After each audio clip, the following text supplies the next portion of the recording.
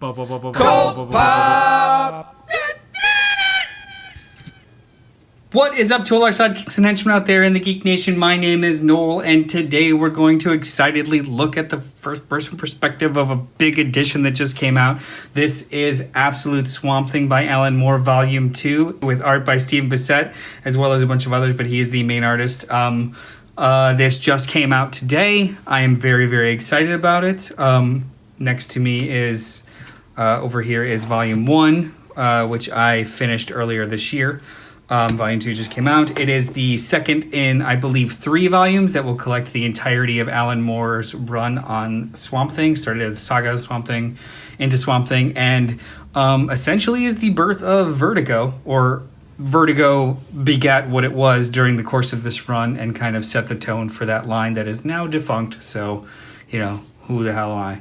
But yeah, this is an Absolute edition. For those that don't know, the Absolute format is essentially just like an artist prestige large format for usually runs, single stories, self-contained runs of comics, kind of like an artist edition. So they always come in a hard slipcase, about 14 inches in length, 14 and change, and they're big. They're big boys. They are different than Absolutes. They're different than Omnibuses. Omnibuses are usually only 12 inches. Actually, let me see if I've got something nearby that I could actually show you in comparison.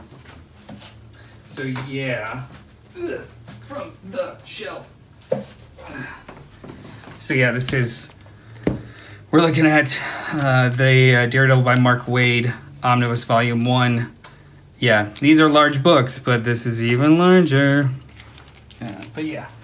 So, like I said, this is the second volume. The first volume is right here.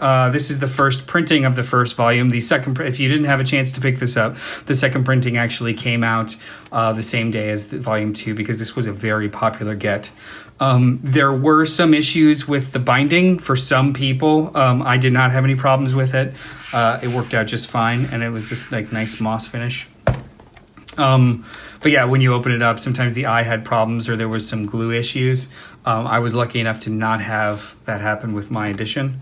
But yeah, one of the things that did happen in between Volume 1 and Volume 2 being released is DC, in their infinite wisdom, has decided to disband the Vertigo line, the Vertigo imprint of comics, which, I mean, they're still printing these, so that's great. It just means that for anybody like me that is a stickler for spine continuity, so the things that are on my shelf and that they match, especially if they're of a piece.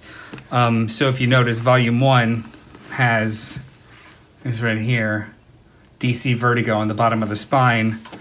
Volume 2 just has DC. Now, it's not a deal breaker, especially because they didn't change the actual color scheme or format. It's literally just this right here, but as you see them on the shelf, it is the exact same size, layout, and font style. So, I mean, it's not that bad. It's not that it's better than I thought it would be. I was actually a little scared in a very this doesn't matter in the real world kind of way, but to me it does. So yeah, let's talk about the actual edition. First of all, if you had never read this, I would highly suggest it. I had never read this run before, which is kind of it's a problem. I would say as a purchaser, as a collector, I always consider Absolute editions because they are usually a little bit more expensive. They're prestige. They're not the kind, I can't put this in my book bag and read it on the train kind of thing. It's usually reserved for runs or single stories that I'd never read before, or so that I have read before that I know I want to revisit forever. I think that one of the first Absolutes I ever got was Watchmen because I knew that that's something that I would want on my shelf forever. So I usually don't purchase this format if it's just a whatever story or the first time I'm reading it. However, this had been so sought after and talked about for the entirety of my reading life that I felt it was a relatively safe bet to take a chance on this purchase, right? So that's the first way I absorbed it. There's a pluses and minuses to that we'll get into. But the stats on this edition itself, 464 pages. It collects issues 35 to 49, about 15 issues of the series. This is the second of 3, I believe. 3 volumes, maybe 4. Don't quote me on that. Like I had said before, written by Alan Moore. Primary artist is Stephen Bissette, but there are also other artists on here that helped or that also did work. So Absolutes have that wonderful hard slipcase. Here's the actual book. It has the same fantastic kind of moss finish that the first volume did. Let me crack this open. This is not the first time I've opened it, so I actually did bend the spine correctly, if anybody's going to at me. But yeah, this is just as good quality as the previous volume. Like I said, I didn't have a version that, or I didn't have a an edition that was faulty or falling apart. This was all it all worked out. Looks like the eye is pretty great. When I note the eye, it's this piece right here. This allows you to open the book flat from the middle of it, so there's no gutter loss in the middle. That's pretty great. So some of the, as wonderful as this format is, and I actually have some comics over here to show you the difference. So this is a single issue that came out today. Yeah, large difference. So this is great. Retails at $99.99. It's a $100 book.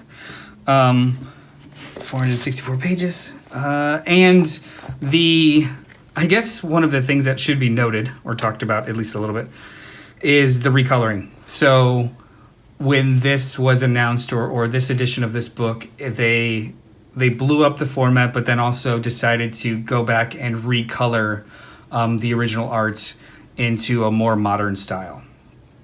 The original colorist, Tatiana Woods, her work is spectacular. I have seen it. I had not read the story previously with that coloring, but we actually on the show we talked about the first volume of this, and we did a whole bit on comparing the two coloring styles. This is the first time I had absorbed it. The colorist is Steve O'Leaf, who is a modern colorist. He's worked on everything from Spawn to the current Green Lantern book with Grant Morrison. He's very, very good. So his work on Stephen Bissette's art, and I have no real comparison on the first way I've absorbed these. I love it. I think it looks great. I can only imagine that it is not unlike if the first time you saw a classic movie was the 4K restoration, and there's a little bit of a uncanny valley if you knew what it looked like before. But if this is the first time you've seen it, it looks great. So I really do think it's probably something along the lines of that. The only thing that I do think is sucky is, Tatiana Woods put in amazing work, and it is not in this large format. I do think that sucks. It would be super great if maybe at some point in these editions they have maybe some comparison pages or showing why they adjusted where they did for what. I would love to see like an exploration of that, but in the meantime, I don't think that these editions are egregious. They're actually quite beautiful. There's the back. But yeah, I would I would highly recommend these. I love this. I love this format. I loved the first 15 issues of this that I read in record time, and I can't wait to crack this open. This was another edition of Impromptu. Here's a big book. Let's talk about it. If you like what we do on this channel, be sure to like and subscribe. I didn't do all that stuff at the beginning of the video, but sue me. Like and subscribe. We normally every Sunday morning at 10:30 a.m. Eastern Standard Time, we do our live stream podcast, the CultPop Podcast, where we talk about this week's comics, review them, as well as some pop culture news. It's just fun. Join the conversation. Get on there live with us and chat. You can send an email if you want to talk about this book and specifically. You can comment down below. Be sure to like and subscribe and hit the button so you know when we go live and post new videos. Yeah, man. Guys, this is great. This is a beautiful book, and I'm super, super excited. If I had my druthers, I would have them I would have loved to have had this maybe 3 weeks ago so I could read it for spooky season. But you know what? I'll settle for November. This is wonderful. Yeah, guys, thank you so much for spending the last couple of minutes with me. I'll talk later. Bye.